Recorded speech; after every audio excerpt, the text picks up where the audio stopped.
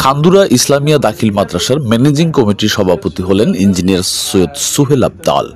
নাসিরনগরে পরিচিতি ও সংবর্ধনা সভা অনুষ্ঠিত। ব্রাহ্মণবাড়িয়ার নাসিরনগরে খান্দুরা ইসলামিয়া দাখিল মাদ্রাসায় ম্যানেজিং কমিটির নতুন সভাপতি হিসেবে ইঞ্জিনিয়ার সৈয়দ সুহেল আবদাল নির্বাচিত হয়েছেন।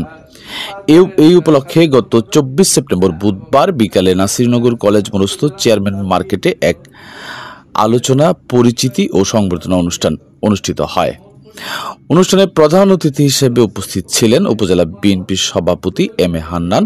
বিশেষ অতিথি ছিলেন উপজেলা বিএনপির সাবেক সদস্য সচিব মোহাম্মদ আজিজুর রহমান চৌধুরী, প্রয়াত সংসদ সদস্য সৈয়দ মুর্শেদ কামাল সাহেবের পুত্র সৈয়দ সাফেদ মুর্শেদ শুভ, জেলা নবীন দলের সাধারণ সম্পাদক মোহাম্মদ শাহজাহান চকদার ও স্থানীয় গণ্যমান্য ব্যক্তিবর্গ ও শিক্ষা অনুরাগীরা। অনুষ্ঠানে সভাপতিত্ব করেন নবনির্বাচিত সভাপতি ইঞ্জিনিয়ার সৈয়দ সুহেল আবদাল। নিজের বক্তব্যে তিনি বলেন, খান্দুরা ইসলামিয়া দাখিল মাদ্রাসাকে একটি আদর্শ ও যুগোপযোগী শিক্ষা প্রতিষ্ঠানে রূপান্তর করা আমার প্রধান লক্ষ্য। শিক্ষার্থীদের নৈতিক ও ধর্মীয় মূল্যবোধ সম্পন্ন সুশিক্ষিত নাগরিক হিসেবে গড়ে তুলতে শিক্ষক, অভিভাবক এবং এলাকাবাসীর সহযোগিতা নিয়ে আমি অগ্রসর হতে চাই।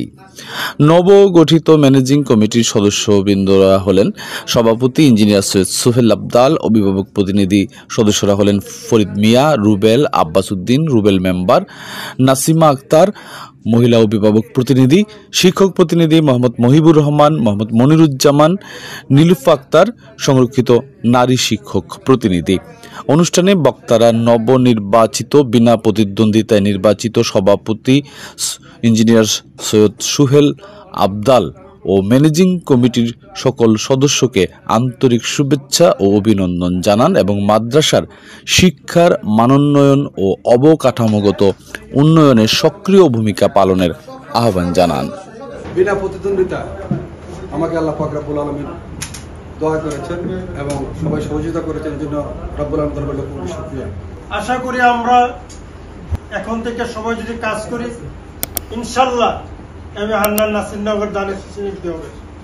এই বিজয় থেকে আমাদের শিক্ষা নিতে হবে, আমাদের সকলকে ঐক্যবদ্ধ থাকতে হবে। এক কথা হলো ঐক্যের কোনো বিকল্প নাই।